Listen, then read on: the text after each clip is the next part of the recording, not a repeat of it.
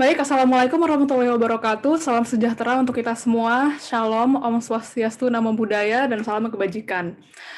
Saya pertama-tama ingin mengucapkan terima kasih kepada teman-teman yang sudah datang di acara ini. Selamat siang untuk teman-teman ada di UK dan selamat malam bagi yang ada di Indonesia. Yang terhormat Bapak Gatot selaku Ketua PPI UK, terima kasih Bapak sudah datang. Deputi Bidang Sumber Daya dan Kelembagaan, Deputi Bidang Ekonomi Digital dan Produk Kreatif, serta tentunya Bapak Menteri Sandiaga Uno yang sepertinya belum masuk di dalam Zoom meeting, cuman tidak masalah. Dan yang tentunya yang kami hormati Ketua-Ketua PPI Cabang beserta anggotanya dan seluruh peserta yang telah hadir di kesempatan kali ini. Perkenalkan, nama saya Aliatira Jasmine selaku Wakil Ketua PPI Greater Leeds yang tentunya akan menjadi MC pada acara hari ini yang sangat kami nanti-nantikan. Nah, teman-teman yang saya hormati, acara selanjutnya adalah sambutan yang pertama akan disampaikan oleh Bapak Gatot Subroto, yaitu Ketua Umum PPI UK.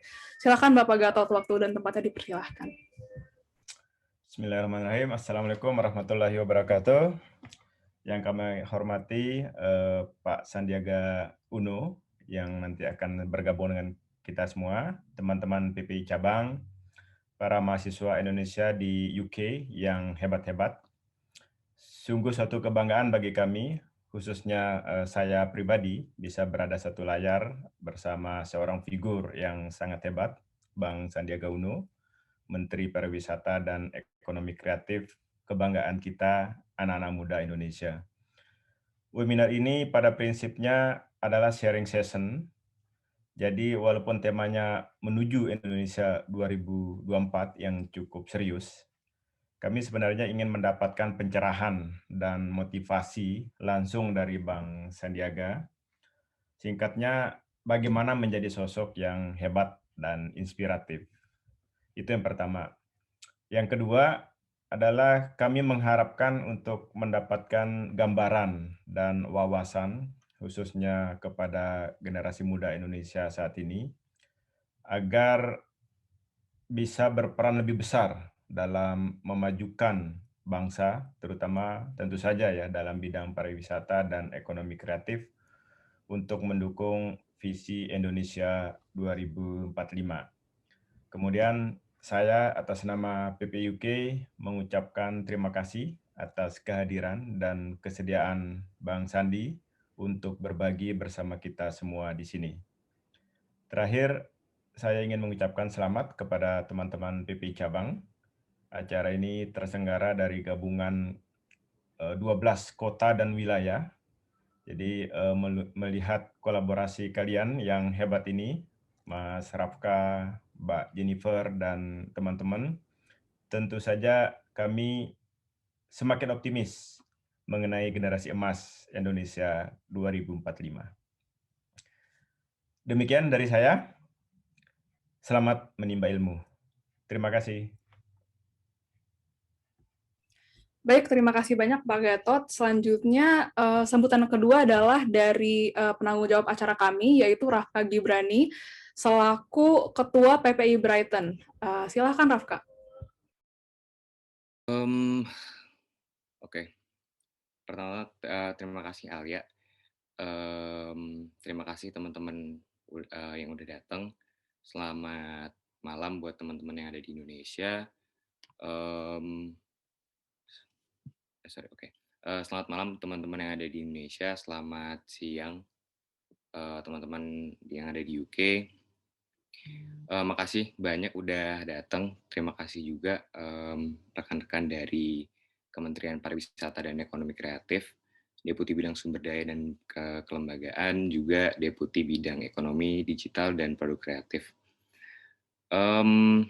Bapak Sandiaga Uno, selaku Menteri Pariwisata dan Ekonomi Kreatif, mungkin beliau belum hadir bersama kita, tapi saya mewakili teman-teman dari 12 PPI cabang yang terdiri dari PPI Belfast, Bournemouth, Brighton, Coventry, Cranfield, Durham, Leeds, Liverpool, Lancaster, Manchester, Newcastle, dan York. Ingin mengucapkan ke Bang Sandi bahwa kami merasa sangat terhormat atas kedatangan Bang Sandi di acara ini.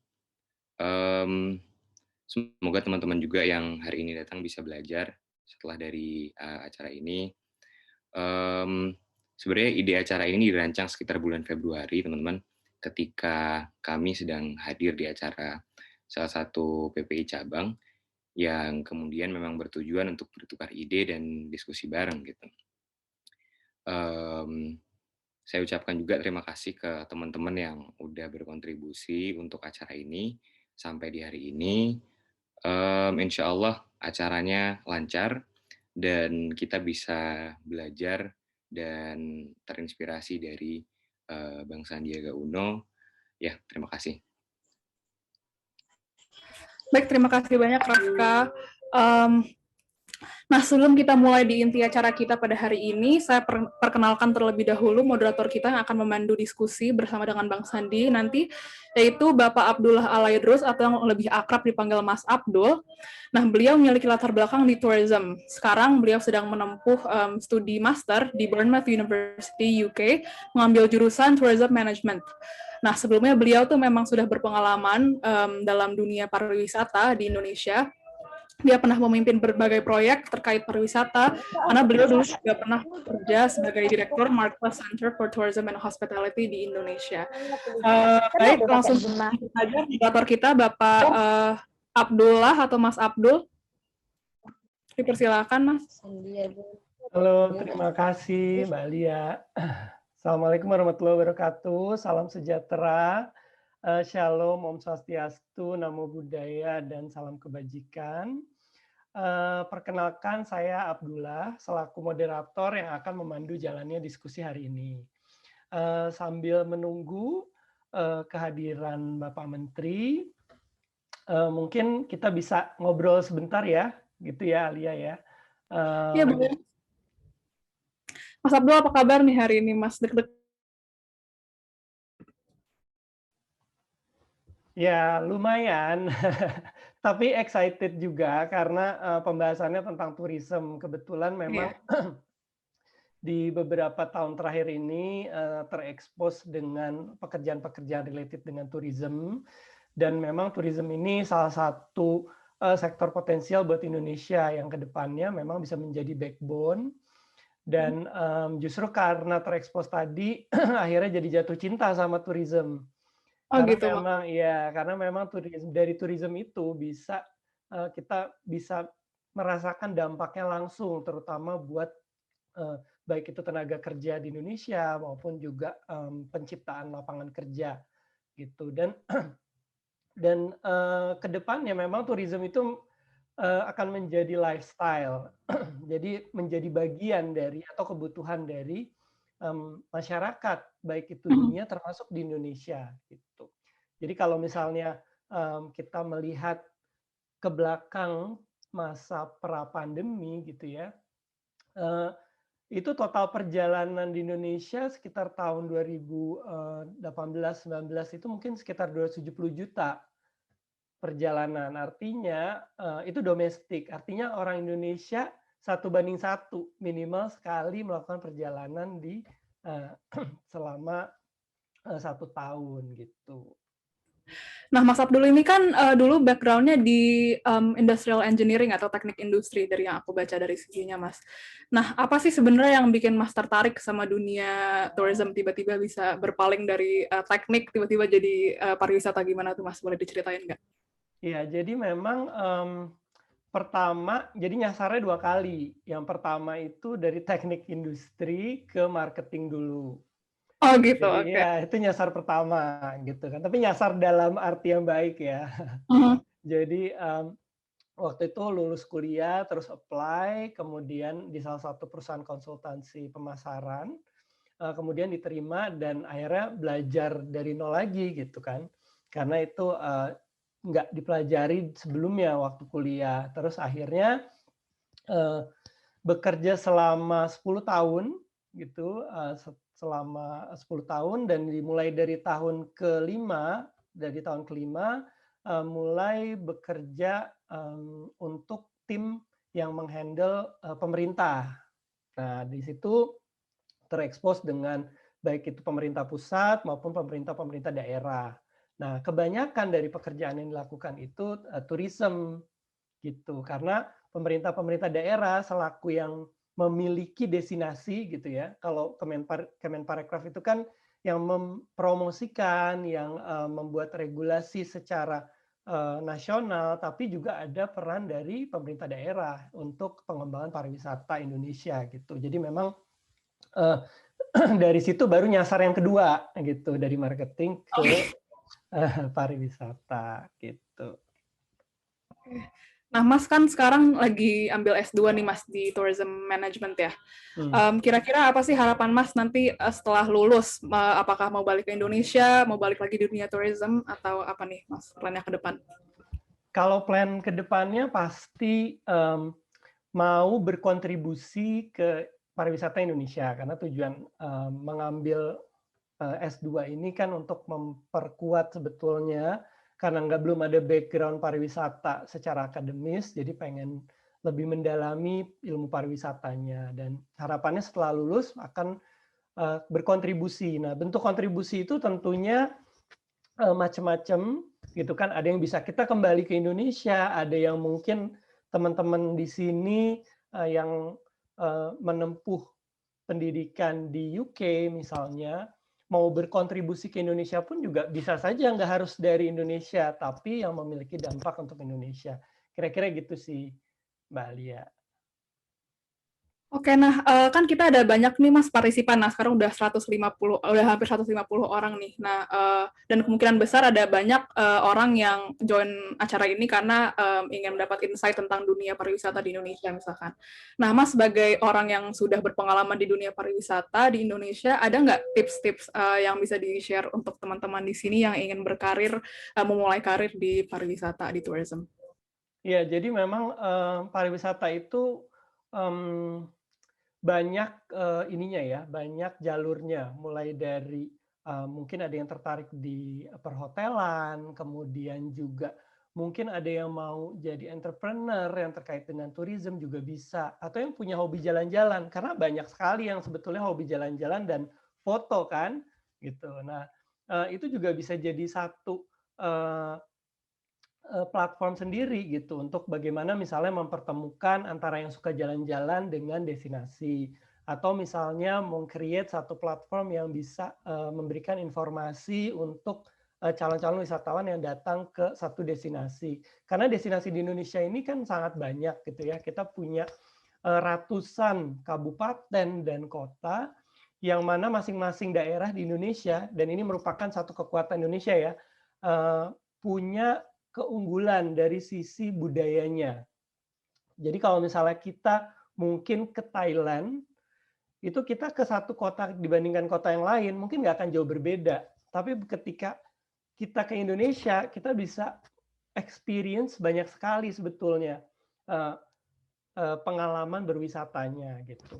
Kemudian juga bisa dari segi travel agency juga bisa, sekarang makin banyak yang berkembang online travel agent dan sebagainya.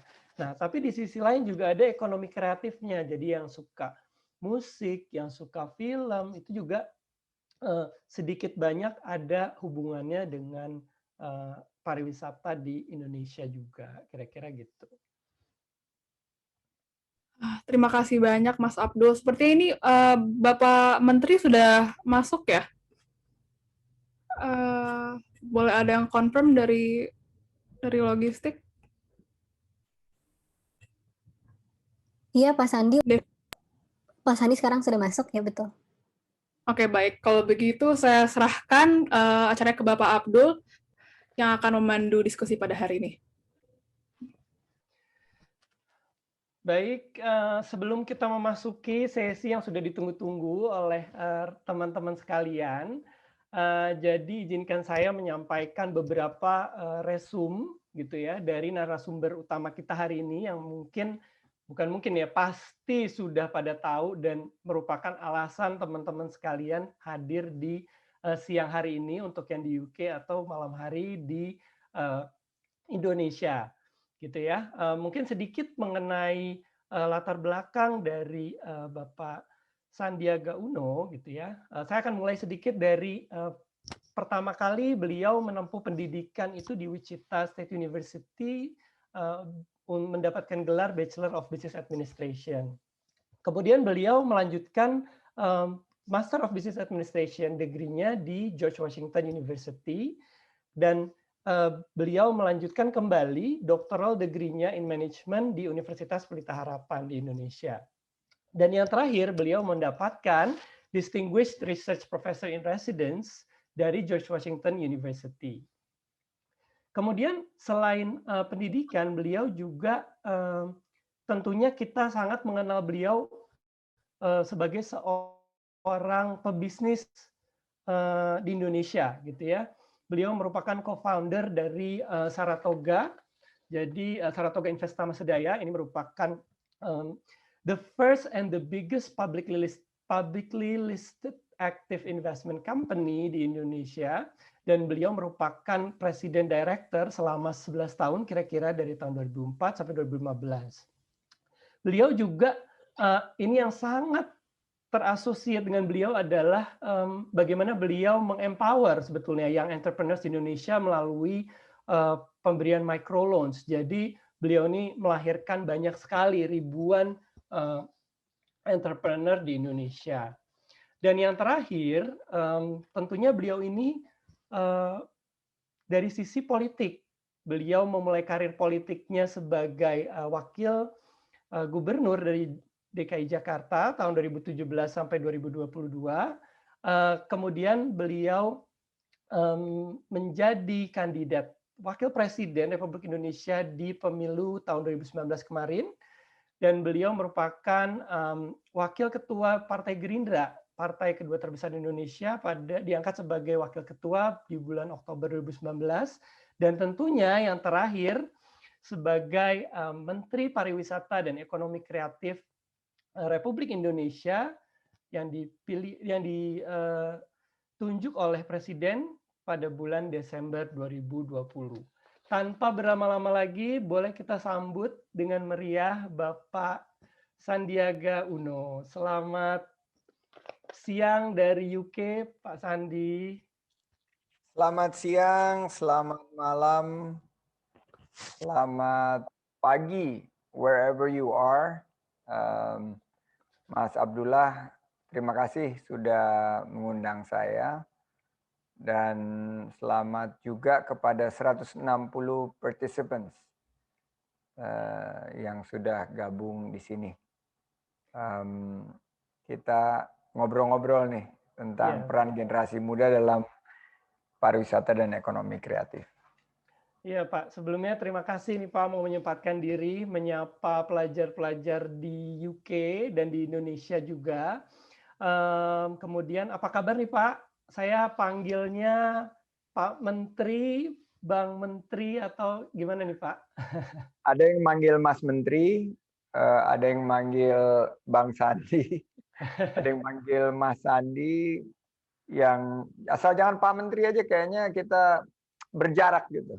Oke. Kalau kita sama teman-teman PPI kan biasanya kayak abang sama adik gitu. Oke, kalau gitu saya panggil Bang Sandi ya.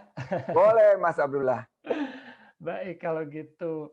Baik Bang Sandi, jadi memang di siang hari ini kita mau sharing, mungkin mendengarkan sharing dari Bang Sandi sedikit tentang dampak dari COVID terhadap sektor pariwisata dan ekonomi kreatif, kemudian juga strategi apa yang sebetulnya sudah dijalankan oleh Kemenparekraf, dan yang terakhir kira-kira kolaborasi dan kontribusi dari mahasiswa seperti apa yang bisa kami lakukan di sini, terutama mungkin di sini juga banyak yang mungkin tidak berlatar belakang pariwisata, tapi kita juga tahu bahwa pariwisata ini sektor yang penting dan bisa related ke yang berlatar belakang pendidikan di luar pariwisata. Nah, mungkin yang pertama Pak Sandi. Tidak berlatar belakang pariwisata, tapi pasti saya jamin suka pariwisata. Betul sekali, karena udah menjadi lifestyle buat anak muda zaman sekarang, Bang Sandi. Betul banget, betul banget. Ya, mungkin gini Bang Sandi, jadi kita sebenarnya tahu bahwa teman-teman mungkin tahu ya, sektor pariwisata itu mungkin yang paling terdampak dengan pandemi ini. Mungkin dari UNWTO menyatakan terutama di Asia Pasifik sendiri penurunan di tahun 2020 itu tingkat kunjungannya 84% ketimbang tahun sebelumnya, which is yang paling besar di antara regional yang lain. Kemudian juga kalau dari Indonesia sendiri kira-kira seperti apa dampak pastinya Pak Bang Sandi dengan adanya pandemi ini? Iya, sebelumnya saya ingin menyapa ya. Terima kasih sekali lagi atas undangannya. Saya ingin menyapa Ketua PPI United Kingdom, Pak Mas Gatot Subrata. Ada Mas Gatot? Ada ya. Ada Bang Sandi, siap hadir menyimak. Siap. Terima kasih Mas Gatot. Sama-sama. Juga ada Presiden PPI Lancaster, Mas Muhammad Nur Hilman Rabbani. Iya Mas, Pak Sandi. Mas boleh nyantai aja bro. Selamat berpuasa. Selamat berpuasa Pak. Juga ke penanggung jawab acara ini penting nih, Rafka Gibrani. Hadir Bang Sandi. Hadir. Hadir. Oh, mana aku pengen lihat mukanya Rafka. Mana Rafka? Kasih jempol. Oke, got it. Got it. Yes. Juga seluruh anggota Perhimpunan Pelajar Indonesia yang hadir dalam kegiatan ini udah 164.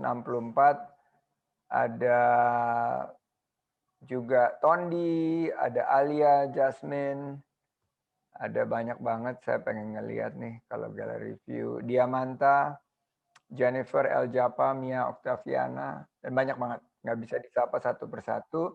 Saya tapi sebelumnya ingin perkenalkan beberapa teman-teman dari Kemenparekraf, Deputy yang membidangi sumber daya dan kelembagaan. Boleh dipanggil Bli Wisnu Bawatranajaya. Selamat malam Mas Menteri. Sehat Bli? Sehat-sehat Mas. Oke, Bli Wisnu ini dari Bali. Ahli pariwisata dia. Juga ada di sini Sesdep bidang sumber daya dan kelembagaan Mbak Riwut Muji Rahayu. Juga ada koordinator peningkatan kompetensi SDM pariwisata Mas Surana. Dan subkoordinator peningkatan kompetensi SDM pariwisata Mas Kemal Akbar. Jadi ini kita full tim dari Kemenparekraf dan kita sebelum memulai ingin menghadiahkan pantun dulu buat PPI United Kingdom. Ini pantun pertama untuk Mas Gatot sebagai ketua. Pergi berlayar ke Teluk Persia. Cakep. Ombaknya begitu dahsyat. Cakep. Bersama pemuda-pemudi Indonesia, Cakep. mari bangkitkan pariwisata dan ekonomi kreatif bersama rakyat. Itu buat Pak Gatot, buat Bro Nur Hilman, pantunnya goes like this. Begitu hebatnya pohon akasia. Daunnya menjulang ke angkasa. Dengan promosi wisata Indonesia, kita sudah membantu ekonomi bangsa. Oke guys, aku cepet-cepet aja terus supaya ada diskusinya agak panjang ya. Intinya tadi kan dampak bicara kita kunjungan wisatawan mancanegara nih jebol. Tahun 2019 kita ngepeak di 16,1 juta orang. Tahun 2020 terjun bebas 75% menjadi tinggal 4 juta. Dan per hari ini di 2021, as we speak today, is less than 500,000. It's very, very sad. Jadi agak prihatin. Devisa sektor pariwisata kita tahun 2019 almost 17 billion US dollar. Tahun 2020 jebol 81%, tinggal 3,2 billion dollar. Tahun ini lebih turun lagi. Nah, yang menarik, guys, PDB dari sektor ekonomi kreatif di tahun 2020 2019 itu 1,1 triliun.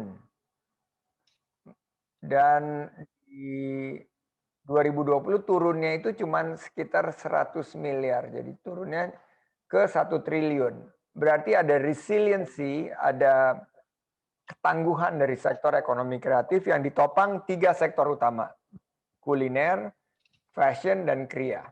Dan ada 14 subsektor lainnya seperti gaming, aplikasi, animasi.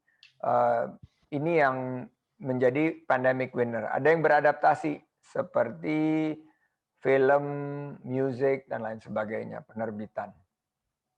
Jadi di sektor ini 34 juta lapangan pekerjaan yang menggantungkan harapannya terhadap kepulihan. Nah, pariwisata ini menyerap 14,9 juta tenaga kerja di 2019. Memang agak menurun. Di 2020 jadi 13,9 juta, yang kehilangan lapangan kerja 1 juta. Untuk menjadi bayangan, 1 juta orang kehilangan lapangan kerja itu sama dengan 10 kali lebih, hampir 12 kali, hampir 15 kali Stadion Utama Senayan. Brek, kehilangan lapangan pekerjaan. Sementara sektor ekonomi kreatif dari 19,2 juta lapangan kerja 2019, turunnya 2,49% menjadi 18,7 juta tenaga kerja di tahun 2020. Nah, berarti kita harus balikkan situasi ini karena memang dengan pandemi, dengan terbatasnya mobility, dengan adanya PSBB dan sekarang PPKM skala mikro, ini sangat menghantam dahsyat sektor pariwisata. Karena DNA dari pariwisata adalah perjalanan wisatawan dari satu titik ke titik lain. Jadi memang ada virtual tour, ada remote working, dan lain sebagainya, tapi jelas dampaknya ke pariwisata ini luar biasa beratnya. Nah, kita nanti di diskusi kita bisa dalami, tapi kita menerapkan sekarang inovasi, adaptasi, dan kolaborasi. Inovasi ini adalah teknologi. Big data, artificial intelligence, gimana kita sekarang melakukan pivot ke wisatawan Nusantara. Karena kita punya 55 juta kelas menengah baru yang nggak bisa ke luar negeri, jadi kita ingin dorong agar mereka di Indonesia aja. Berwisatanya di Indonesia aja, jadi bangga Indonesia, bangga berwisata di Indonesia, dan tagar di Indonesia. Nah, yang kedua adaptasi. Adaptasi ini berkaitan dengan protokol kesehatan. Gimana sektor pariwisata dan ekonomi kreatif sekarang menerapkan CHSE, Cleanliness, Health, Safety, dan Environmental Sustainability. Nah, ini bagian dari adaptasi dan kolaborasi. Kita ingin kolaborasi ke Pentahelix, termasuk ke PPI United Kingdom dan PPI Lancaster. Karena kalian di sini 172, you guys are ambassadors atau duta-duta besar, duta-duta muda kita ke dunia luar terhadap potensi pariwisata kita, bukan hanya 5 destinasi super prioritas yang ada di belakang saya, Borobudur, Likupang, Mandalika, Toba, dan Labuan Bajo, tapi spot-spot pariwisata di Indonesia dan produk-produk ekonomi kreatif kita. Nah, jadi itu 3 langkah, inovasi, adaptasi, dan kolaborasi. Kolaborasi kita menyeluruh. Nah, dalam jangka pendek tahun 2021 kita juga selain menyiapkan untuk pariwisata Nusantara, juga mulai secara holistik melakukan pendekatan persiapan tren baru pariwisata mancanegara. Jadi wisata mancanegara itu mulai pulih, kita perkirakan 2023-2024. Di situ kita harus punya satu visi baru. Jadi Indonesia sebagai chosen destination atau destinasi pilihan di kawasan Asia Tenggara dengan mengakselerasi pertumbuhan pasar internasional dan akselerasi investasi. Namun fokusnya 2. quality and sustainability. Kita nggak akan ngejar hanya angka-angka jutaan jumlah wisatawan yang datang, tapi kita tingkatkan kualitas. Kita tingkatkan juga keberlanjutan lingkungan, sustainability-nya, berbasis nature and culture, alam terbuka Indonesia dan kebudayaan Indonesia. Nah, ada 3 poin penting untuk merespon dampak pandemi. Tadi Abdullah nanya apa aja sih yang udah dikerjakan. Nah, kita pertama adalah perlindungan sosial. Karena 34 juta ini ada yang udah mulai jatuh ke lembah jurang kemiskinan. Nah, kita perlu bantu mereka untuk terutama pekerja-pekerja informal di sektor pariwisata dan ekonomi. Pramuwisata, UMKM, tour guide, mom and pop store, homestay, dan lain sebagainya harus kita bantu dengan perlindungan. Jadi kita ada mulai daripada bantuan sosial tunai, dana hibah pariwisata melalui program pemulihan ekonomi nasional. Yang kedua, relokasi anggaran. Kita harus relokasi agar kita bergerak dari tadinya promosi di luar negeri. Kita sekarang mengandalkan kalian untuk promosi di luar negeri. Anggaran yang promosi di luar negeri itu kita pindahin untuk program-program padat karya, bukan lapangan kerja di Indonesia. Nah, ini sedang kita lakukan dan kita juga akan memberikan stimulus untuk pelaku di sektor bisnis dan ekonomi kreatif. Nah, harapan kita tentunya pariwisata ini bisa bertahan, tapi nggak hanya bertahan. Not only survive, but this year we will revive, mulai melihat peluang ke 2022 kita bisa mencetak pemenang, bisa thrive. Kita persiapkan arah kenormalan baru, kita persiapkan destinasi pariwisata baru, kita bangun kepercayaan publik, kita genjot vaksinasi, kita tingkatkan protokol kesehatan yang disiplin, kita perluas testing, tracing, dan treatment. Nah, itulah cara kita untuk balikkan atau mengembalikan kepercayaan, confident, agar pariwisata dimulai dari pariwisata domestik sampai ke pariwisata mancanegara pada saatnya nanti. Nah, teman-teman juga harus bantu kita di gerakan Bangga Buatan Indonesia. Ini kita nih dapat hikmah di tengah pandemi, e-commerce kita melesat, tapi jangan sampai kita hanya jadi pasar. Kita harus mampu untuk menjadi pemain. Nah, ini teman-teman saya mengajak untuk ikut menjadi penopang dari supply side. Karena kalau kita demand-nya sudah ada, pasarnya 270 juta lebih, tapi supply-nya kita pastikan gimana bajunya, baju Indonesia, kacamatanya, kacamata Indonesia, sepatu, celana dalam. Nah, ini apa yang kita makan, apa yang kita pakai, apa yang kita konsumsi, termasuk film, musik, kita dorong untuk menopang sektor supply side, ekonomi kreatif, dan pariwisata kita. Termasuk kita bangga pariwisata di Indonesia. Nah, selain itu, kita butuh bantuan. Nanti Pak Wisnu bisa jelaskan dari PPI, karena Kemenparekraf sekarang menjalankan berbagai program pelatihan untuk peningkatan kompetensi SDM Parekraf. Bahasa Inggris misalnya. Kemarin saya di Belitung buka untuk salah satu grup usaha, buka lowongan kerja, dari 2.000 yang daftar, hanya 8 orang yang bisa bahasa Inggris. Dan itu juga terbata-bata. Jadi ini bagian daripada kita secara all out meningkatkan kompetensi SDM pariwisata dan ekonomi kreatif kita. Juga ada program bersih, indah, sehat, dan aman. Jangan sampai pariwisata dan ekonomi kreatif kita dinilai alamnya cantik, tapi fasilitasnya jorok, terutama toilet. Nah, gimana caranya kita menghadirkan satu konsep bisa bersih, indah, sehat, dan aman. Khususnya toilet, saya memfokuskan banget karena revolusi pariwisata dan ekonomi kreatif kita mulai di toilet.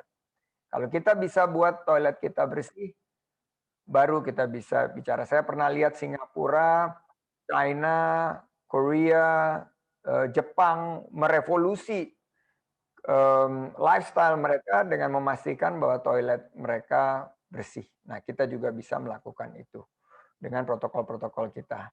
Terakhir, saya ingin share quick wins. Quick wins kita di Kemenparekraf adalah first and foremost masih tetap tentang pandemi adalah protokol kesehatan yang harus jadi fokus utama. Setiap destinasi wisata harus punya fasilitas cuci tangan, harus menjaga jarak, dan juga harus mampu untuk mematuhi 3M tersebut. Masker itu harus always on. Saya ini nggak pakai masker karena nggak ada siapa-siapa di ruangan ini. Oleh karena itu, saya sangat patuhi memakai masker, menjaga jarak, dan memastikan mencuci tangan dengan sabun. Angka terakhir di Dinas Kesehatan menunjukkan Jakarta ini landai, namun kita perlu garis bawahi lebih waspada lagi. Yang kedua, quick wins kita adalah akselerasi sertifikasi CHSE, Cleanliness, Health, Safety, dan Environmental Sustainability di setiap destinasi. Termasuk mengatur menghindari kerumunan. Upaya pengaturan pengunjungan di destinasi, bagaimana kita juga quick wins-nya itu adalah fokus di wisatawan Nusantara, membangun citra rasa aman dan nyaman, dan menciptakan atraksi baru. Mengikuti tren pariwisata pasca pandemi, salah satunya adalah sports tourism, pariwisata berbasis olahraga. Jadi muncullah triathlon, lari, maraton terbuka, panjat tebing, golf, sampai ke hiking dan lain sebagainya. Ini adalah bagian daripada reposition ourselves kepada pariwisata dengan minat khusus. Juga wisata kuliner, wisata belanja, edutourism, ecotourism, sustainability menjadi sangat-sangat sentral dalam pariwisata kita ke depan. Akhirnya saya menutup dengan ucapan terima kasih, semangat dan kolaborasi, dan terima kasih pengabdian teman-teman semua sebagai duta-duta Indonesia. Saya pernah juga di luar negeri cukup lama, selain studi, saya juga pernah bekerja, tapi raganya aja kita di Indonesia, di luar negeri. Tapi pikiran kita, pikiran terbaik kita harus kita sumbangsihkan kepada bangsa dan negara. Pada satu saat kita pasti akan dipanggil untuk berkontribusi buat bangsa dan negara. Mungkin fisik bisa ada di luar Indonesia, tapi kita harus tetap memikirkan yang terbaik untuk negeri tercinta. Ayo sama-sama kita optimis perekonomian Indonesia akan cepat bangkit kembali. Terima kasih. Billahi taufik walhidayah. Wassalamualaikum warahmatullahi wabarakatuh. Salam pemuda Indonesia, salam pelajar Indonesia, salam persatuan. Om Santi, Santi, Santi Om. Baik, terima kasih banyak Bang Sandi untuk sharingnya. Mungkin kita diskusi sedikit terkait dengan beberapa hal nih Bang Sandi. Jadi mungkin yang pertama Bang Sandi terkait dengan 3 komponen yang mungkin dijalankan oleh Kemenparekraf, yaitu yang pertama terkait dengan vaksinasi, gitu ya, apakah ada treatment khusus untuk destinasi tertentu. Kemudian yang kedua, yang sekarang lagi cukup populer itu travel corridor agreement, jadi travel bubble. Dan yang ketiga, desa wisata mungkin. Gitu. Mungkin Bang Sandi bisa sharing. Baik, pertama yang paling bright prospect, yaitu desa wisata. Desa wisata ini saya dan Pak Wisnu ditugasi di RPJMN untuk membina 244 desa wisata menjadi desa wisata mandiri di tahun 2024. Dan setelah kita lihat, kita kan punya 75.000 desa yang kasat mata punya potensi wisata dan ekonomi kreatif itu lebih dari 1.000. Kok cuman 244? Jadi kita sekarang, Mas Abdullah, didorong oleh mitra kita di DPR, Komisi 10, dan masyarakat berlomba-lomba mempromosikan desa wisata karena di tengah pandemi desa wisata ini justru memiliki keunikan tersendiri, yaitu mereka memiliki basis nature, alam terbuka yang menjadi daya tarik, dan culture, yaitu budaya, dari budaya agribisnis, pertanian, sampai ke wisata kulinernya, dan wisata-wisata basis budaya. Jadi desa wisata ini adalah menurut kami bright spot yang perlu kita terus tingkatkan fokus kita untuk jadikan rural tourism atau desa wisata, tourism village ini menjadi salah satu senjata kita atau amunisi kita untuk menciptakan pariwisata yang lebih berkualitas dan berkelanjutan. Yang kedua, vaksinasi. Tadi pagi saya kick off vaksinasi untuk sektor ekonomi kreatif. Kalau pariwisata udah duluan, sekitar bulan Maret. Bulan lalu, kalau ekonomi kreatif kita kick off hari ini. Tadi datanya adalah 30 juta lebih, dan yang sudah masuk kita data sekitar 70.000 yang waiting online. Ini kita prioritaskan karena sektor-sektor pariwisata dan ekonomi kreatif ini kan yang paling terpuruk.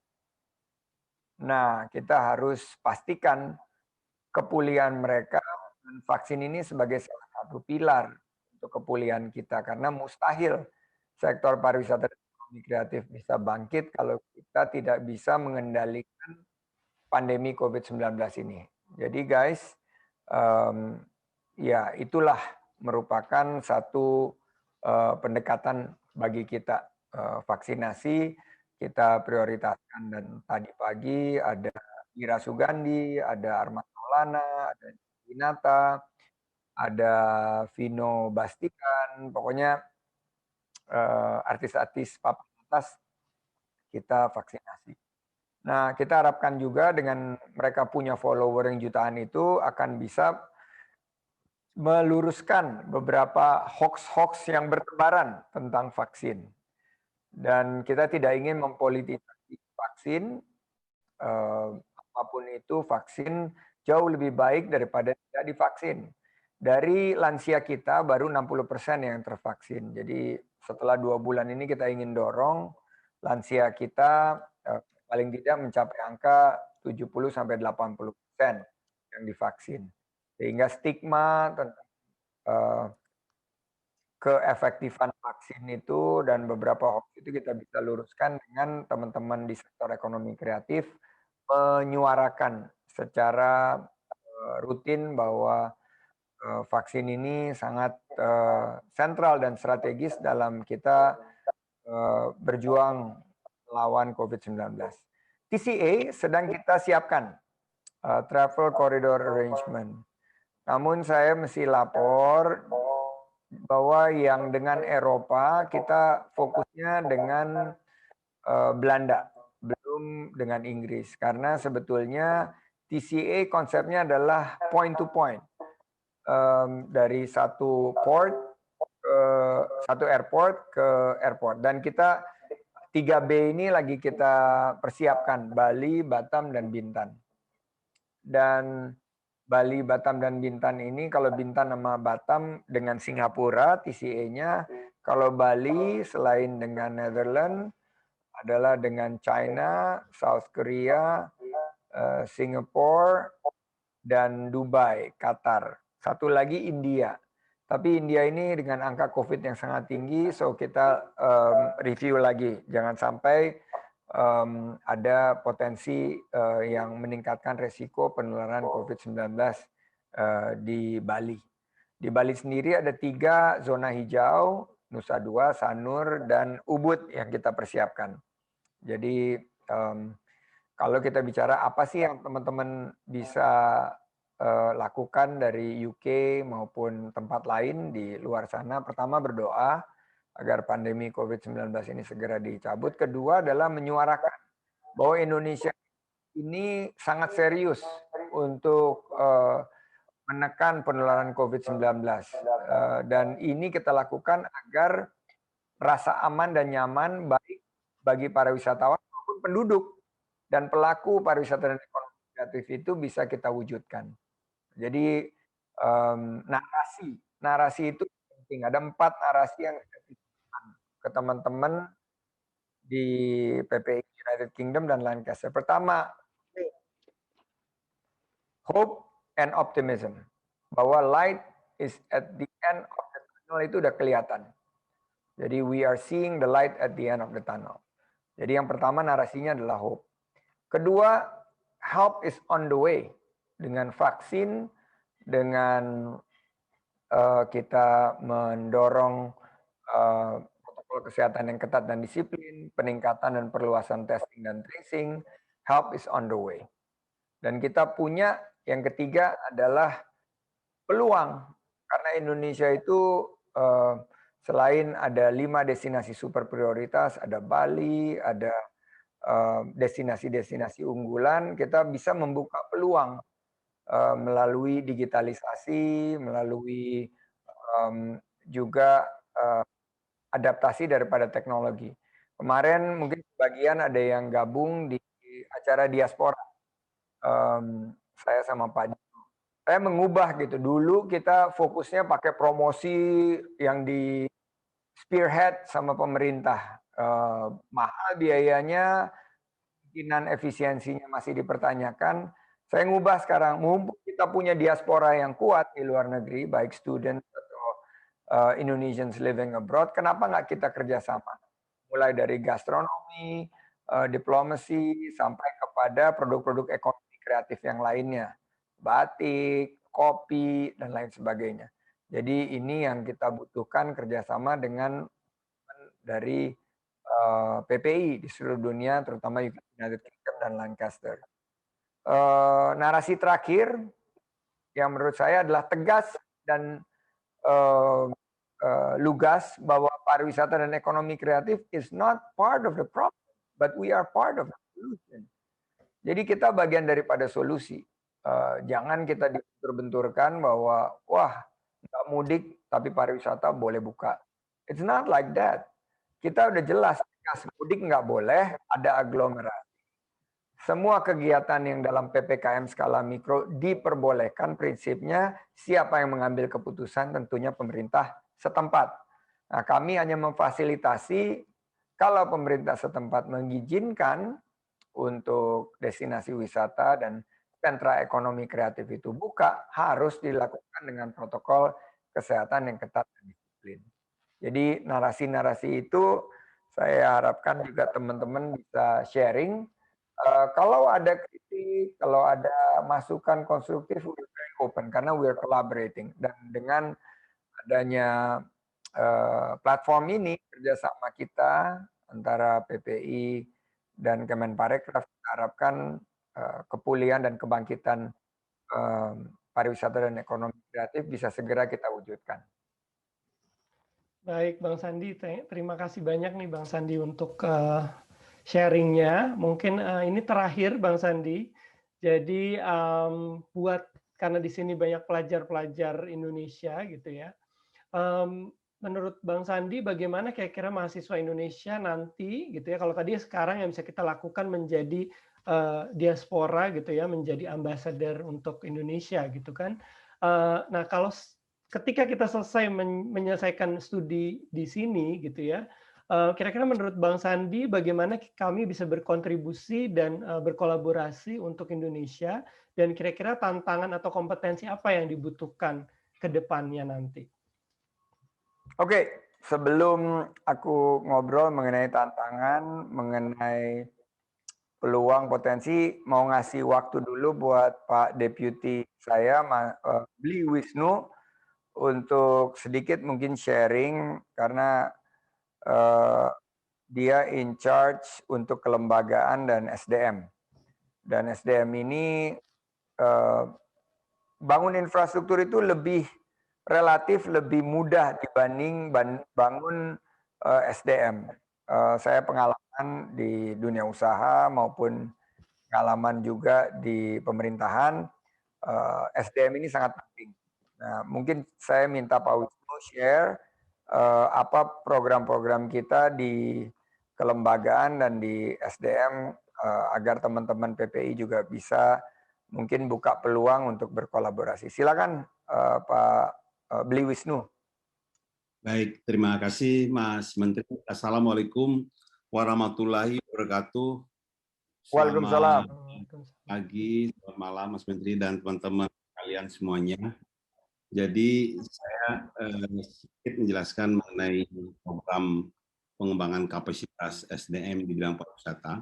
Indonesia memiliki 34 provinsi, semuanya memiliki beraneka ragam budaya, ya,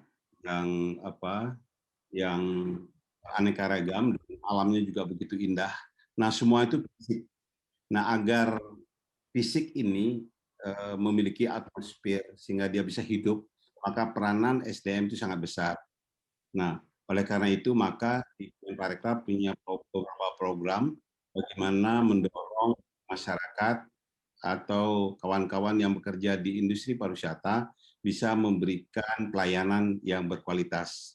Jadi kami mengembangkan standar kompetensi kerja nasional Indonesia itu di 2 sektor, baik itu pariwisata maupun ekonomi kreatif. Dan beberapa sektor di pariwisata ada 13 subsektor, kemudian di Ekraf ada 17 subsektor. Ini kita kembangkan standarnya, kemudian kita kembangkan skema okupasi, kemudian kita kembangkan skema KKNI sebagai dasar pedoman kita di dalam rangka untuk melakukan pelatihan-pelatihan kompetensi. Nah, pelatihan-pelatihan kompetensi itu terarah dia kepada okupasi apa yang kita mau lakukan pengembangannya. Nah, kemudian karena saking luasnya Indonesia ini dalam berbagai provinsi, maka kita bagi beberapa provinsi yang akan berkembang pariwisatanya, kita berikan pelatihan gerakan sadar wisata. Jadi kita dorong masyarakat berpartisipasi dan mengerti apa itu pariwisata dan sebagainya. Itu namanya gerakan sadar wisata. Begitu juga di sektor Ekraf kita punya BIMTEK yang namanya gerakan ekonomi kreatif. Kita memberikan pemahaman dan pelatihan-pelatihan di bidang ekonomi kreatif. Nah, kemudian beberapa provinsi, 5 DSP dan beberapa provinsi unggulan pariwisata, kita ada namanya pelatihan kompetensi yang basisnya adalah standar tadi. Itu yang kita kembangkan. Nah, tahun ini kita mengembangkan desa wisata. Kita ingin desa wisata itu menjadi desa wisata mandiri, artinya masyarakat lokal di desa itu bisa berperan aktif di dalam mengembangkan pariwisatanya dengan cara kita kembangkan program yang kita namanya program pendampingan. Jadi program pendampingan ini kita berkolaborasi dengan komunitas dan asosiasi profesi dan KL yang lain bersama-sama untuk mendampingi beberapa masyarakat agar mereka bisa dan mampu untuk berpartisipasi dalam mengembangkan pariwisata di provinsi dan di desa wisata di mana provinsi itu berada. Nah, kemudian kita juga kembangkan program-program ekonomi kreatif agar mandiri, maka masyarakat lokal bisa memenuhi segala kebutuhan jika pariwisata berkembang di desa wisata tersebut. Jadi program-program ekonomi kreatif ini kita bekerjasama dengan Telkom University dengan sahabat UMKM. Jadi kita bersama-sama mendidik, melatih beberapa masyarakat di desa wisata agar mereka bisa melaksanakan usaha mandiri, dan selanjutnya mereka akan didampingi oleh pengusaha lokal dan pengusaha nasional sehingga mereka bisa memulai melakukan usaha mandiri. Jadi itu lebih kurang program-program yang kita lakukan. Mudah-mudahan nanti SDM pariwisata baik secara langsung maupun tidak langsung mereka bisa bersama-sama dalam mengembangkan pariwisata di desa wisata yang kita kembangkan di beberapa wilayah provinsi yang kita sedang kita garap hari ini. Demikian Mas Andi, apa yang bisa saya jelaskan. Terima kasih. Wassalamualaikum warahmatullahi wabarakatuh. Waalaikumsalam warahmatullahi wabarakatuh. Terima kasih. Matur suksema untuk Bli Wisnu. Nah, menjawab pertanyaan Bro Abdullah, apa yang bisa dikerjakan dan bagaimana fokusnya? Menurut saya, kan sebagian dari kalian, termasuk anak-anak saya, akan lulus dalam waktu mungkin singkat atau 1-2 tahun ke depan. Nah, realize that yourself are special class of 2020, 2021, and 2022. These are pandemic classes. Jadi kalian ini tercatat di sejarah sebagai talenta anak muda yang melewati pandemi, melakukan adaptasi, belajar online, mungkin wisudanya juga online. Disrupsi ini luar biasa. Jadi saya melihat bahwa ada 3 yang saya sebut sebagai unstoppable global trend, di mana kita harus mulai pivot memikirkan 3 unstoppable trend ini supaya kita nggak ketinggalan. Pertama, karena Bro Abdullah nanya what to do. Pertama adalah digitalization and digitization. Jadi ada 2 nih hal nih. Jadi bukan hanya kita bicara mengenai teknologi digital, bukan hanya kita bicara mengenai mendigitalisasi apa keseharian kita, tapi kita mulai berpikir tentang transformasi. Transformasi yang di kick off dengan akselerasi proses digitalisasi kita di tengah-tengah pandemi ini. Saya beri contoh mungkin satu perusahaan yang saya kalau kita lihat udah tidak asing lagi seperti Gojek yang lagi merger dengan Tokopedia. Ini matematikanya Gojek mungkin nilainya 10 miliar dolar, Tokopedia nilainya 14 miliar dolar. Ini perusahaan belum 10 tahun umurnya, 10 atau sekitar 10-11 tahun umurnya, masih terbilang muda dibandingkan dengan perusahaan-perusahaan Indonesia yang lain yang tapi mereka begitu digabungkan nilainya bukan 10 tambah 14 24 tapi justru 10 tambah 14 45 miliar dolar. Kenapa? Pertanyaannya why? Ask yourself why? 10 plus 14 is not 24, but 10 plus 14 is 45.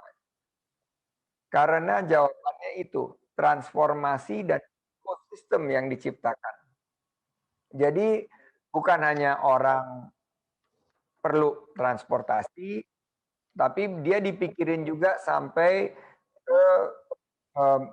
mereka perlu makan, mereka perlu pakai baju, mereka perlu beli oleh-oleh, itu semua dalam satu ekosistem. Selebihnya gimana bayarnya? Nggak perlu kemana-mana, karena ada ekosistem untuk ngebayarnya. Terus gimana kalau nggak punya uang? Jangan takut, ada pay later, ada juga financingnya. Tapi kan ada resikonya. Kalau ngirim barang, bagaimana caranya? Ada asuransinya. Asuransinya juga menjadi bisnis. Nah inilah ekosistem-ekosistem yang saya sebut sebagai island of excellence. Jadi ini pulau-pulau yang sangat berpotensi. Nah teman-teman mikirin, how you become part of the digitalizations and digitization unstoppable trend. Itu pertama. Dan ini perlu mungkin bulan kita ngomongin ini kalau pengen mendalami. Misalnya saya sekarang kerja di kementerian ya. Kalau dulu saya masih pengangguran habis Pilpres, mungkin saya bisa cerita tiap hari berseri-seri sama PPI. Yang kedua adalah unstoppable trend about longevity. Longevity itu adalah mengenai kesehatan, mengenai gaya hidup, mengenai bukan lagi bicara mengenai pengobatan, bicara mengenai pencegahan, bicara mengenai mempromot gaya hidup sehat, bagaimana sekarang orang usia 70 tahun tapi fisiknya seperti orang 50 tahun. Orang-orang tua ini sudah pensiun, punya uang tapi sudah tidak banyak kegiatan tapi masih produktif. Nah, bagaimana caranya? Mulailah muncul bisnis-bisnis yang berkaitan dengan kesehatan. Mereka umur 70 tahun, tapi mereka ingin belajar tentang hal-hal terkini, termasuk e-sports misalnya, termasuk gaming dan lain sebagainya. Nah, berarti akan ada peluang di bidang pendidikannya. Terus juga ada peluang di bidang remote working, karena mereka mungkin terlalu dingin. Saya pengen 6 bulan tinggal di Asia aja, saya mau tinggal di Bali. Nah, timbullah ide tentang long term visa, timbullah ide tentang digital nomad, timbullah akselerasi terhadap remote working. Nah, ini mengubah semua nih, mengubah dari segi konstelasi kota sampai ke ruang kantor harus berubah, karena dulu ruang kantor ada ruangan, sekarang mungkin nggak perlu ruangan karena kita bisa bekerja dari mana aja. Dan silver economy dari longevity ini jumlahnya 1,2 miliar orang di atas usia 60 tahun masih produktif, mereka punya uang, punya waktu, ini jadi peluang bisnis sendiri. Nah, ini harus kita lihat dari sisi kesehatan, insurance, finance, dan lain sebagainya, termasuk ekonomi. Jadi itu another unstoppable trend yang mesti kita pikirin. Nah, terakhir, sebetulnya ada beberapa lagi, tapi saya stop dulu di yang ketiga karena keterbatasan waktu, adalah the trend about sustainability, green economy. Ekonomi berbasis keberlanjutan lingkungan. Jadi dulu kita fokusnya ya fossil fuel, Indonesia punya batu bara, saya invest juga di batu bara, migas, dan lain sebagainya. Ke depan, anak-anak muda akan melihat energi baru dan terbarukan. Bahwa kita punya juga solar, kita punya wind, kita punya geothermal, kita punya macam-macam biomass, waste to energy. Ini salah satu pilar. Electric vehicle. Saya bisa memprediksi Bali dan beberapa destinasi yang ada di sini akan totally electric vehicle dalam 5-10 tahun ke depan. Malah saya bisa prediksi di 2030 mungkin Bali sudah declare bahwa mereka totally 100% nggak ada mobil combustion yang dijual, semuanya electric vehicle. Sekarang saya kalau di Bali, Abdullah, saya udah nggak naik lagi mobil berbasis bensin, combustion. Saya udah naik hybrid. Ke depan, kalau di dalam Nusa Dua dan Sanur, saya udah naik yang fully, totally electric vehicle. Yes, it's happening. Jadi, green economy ini akan berkembang. Tapi green economy itu bukan hanya energi, bukan hanya mobility, tapi juga bicara mengenai makanan, food, kita bicara mengenai kesehatan, kita bicara mengenai education, kita bicara mengenai segala aspek dari kehidupan kita. Pokoknya carbon footprint ini akan kita monitor secara lebih disiplin. Gimana hutan-hutan kita nanti akan dijaga, itu it's huge business. Saya punya teman bisnisnya menjaga hutan. Dia tiap tahun make $2 to $3 million. Taruh CCTV di hutan-hutan itu, dijual kepada konsesi tersebut, pada para investor-investor yang perlu karbonnya. Restorasi daripada lahan gambut, that's a big business. Mangrove, it's a huge business sekarang. Karena mangrove ini pabriknya oksigen. Jadi, let me stop there. Ada 3 hal tadi yang saya summarize. Satu adalah tentang digital and digitization. Kedua adalah tentang longevity, kesehatan, pendidikan, dan lain-lain. Dan terakhir tentang sustainability, tentang keberlanjutan lingkungan. Guys, pikirin itu, start writing, coba cari, dan semuanya diikat dalam potensi yang besar yang kita miliki, pariwisata dan ekonomi kreatif. Di ekonomi kreatif ada 17 subsektor, go and research. 17 subsektor ini, these are all very good and prospective sectors. Pariwisata in the long run, after the pandemic, setelah menyesuaikan juga akan sangat-sangat personal, customized, localized, and smaller in size. Ini juga peluang untuk kalian semua. Terima kasih atas waktunya. Saya ke Abdullah. Baik, Bang Sandi, terima kasih banyak untuk sharingnya. Jadi memang sebetulnya kita masih pengen lebih jauh lagi berdiskusi, tapi memang karena keterbatasan waktu, jadi harus kita akhiri. Tapi sebelum ditutup, nanti saya akan kembalikan ke MC. Sekali lagi terima kasih buat Bang Sandi untuk sharingnya. Terima kasih banyak mau menyempatkan waktunya di tengah kesibukannya. Kalau begitu sekarang saya kembalikan ke MC. Silakan Mbak Alia. Baik, terima kasih Mas Abdul dan Bang Sandi tentunya atas sharingnya yang sangat informatif dan insightful, dan juga kepada Bang Wisnu tadi yang sudah sharing juga. Nah, sebelum saya tutup acaranya, kita mau ada sesi foto terlebih dahulu nih teman-teman. Jadi bagi yang mau nyalain kamera boleh sekarang. Baik, udah banyak nih yang nyalain kamera. Aba-aba dari Devina ya? Iya, Al. Oke deh. Whenever you're ready. Oke. Dari slide 1 dulu ya. Sorry teman-teman semuanya ditahan senyumnya. 1, 2, 3. Ada Pak Surana juga nih, Pak Surana. Iya. Slide 2, 1, 2, 3. 1, 2, 3. 1, 2, 3. 1, 2, 3. 1, 2, 3. 1, 2, 3. Ya, makasih teman-teman semuanya udah semua kepotret kok. Makasih, saya pamit dulu. Wah, banyak banget. Untuk PPI. Terima kasih Bang Sandi. Sukses See you. selalu. Terima kasih Om Uno. Thank you. Terima kasih. Terima kasih Mas.